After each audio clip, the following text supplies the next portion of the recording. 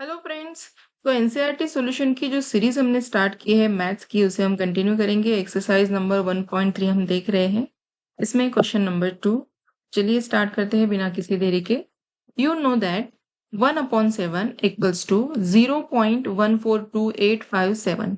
Can you predict what the decimal expansion of 2/7, 3/7, 4/7, 5/7, 6/7 are without actually doing the long division? If so how? और एक hint भी दी है, study the remainder while finding the value of 1/7 carefully. ठीक है, और already यहाँ पर 1/7 की वैल्यू उन्होंने दी है। इसका मतलब क्या है? इट मीन्स 1 को अगर डिवाइड करेंगे 7 से तो वो आता है 0.14287 और बार है इसके ऊपर। इसका मीनिंग क्या है? ये जो नंबर्स है सेम पैटर्न में रिपीट हो गए अगेन एंड अगेन। ठीक है, ये ऑलरेडी दिया है तो ये करने की जरूरत नहीं है फिर से। ठीक है, उसके बाद क्या पूछा है हमें कि डेसिमल एक्सपांशन हमें लिखना है। ये जो नंबर्स दिए हैं बाकी के 2/7 से लेकर 6/7 तक, इसमें लॉन्ग डिवीजन नहीं करनी है।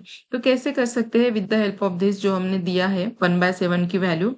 क्या करेंगे देखो, 2/7 को अगर हम 2 × 1/7 के फॉर्म में लिखे, यस लिख सकते हैं, बिल्कुल लिख सकते हैं, दोनों ही सेम है ना। तो क्या होगा, 2 × इसकी ये वैल्यू हमें दी है, 1/7 की वैल्यू दी है, तो इसको मल्टीप्लाई करते हैं 0.14287। ठीक है, इसको अगर हम मल्टीप्लाई करेंगे 2 से, ठीक है यहाँ पर देखते हैं मल्टीप्लीकेशन। इसको अगर हम 2 से मल्टीप्लाई करेंगे तो क्या होगा, ये 2 7 14, एक कैरी आ जाएगा, 2 5 10 plus 1 11, again 1 carry, 2 8 16, 16 plus 1 17, 1 carry, 2 2 4, 4 plus 1 5, 2 4 8 and 2 1 2, और ये 0 ये ऐसे यहाँ पर। ठीक है, ये हो गई वैल्यू किसके, 2/7 की। ठीक है, वैसे ही हम बाकी जो नंबर्स है उनकी भी वैल्यू निकाल सकते हैं। जैसे कि देखो यहाँ पर 3 को हम लिख सकते हैं, 3/7 को हम लिख सकते हैं 3 × 1/7 के फॉर्म में।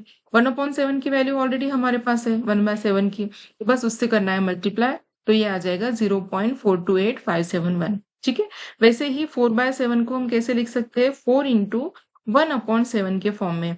यहाँ पर भी अगर हम 4 को 1/7 की वैल्यू से मल्टीप्लाई करेंगे तो ये आता है 0.571428। ठीक है, वैसे ही 5/7 को हम 5 × 1/7 के फॉर्म में लिख सकते हैं।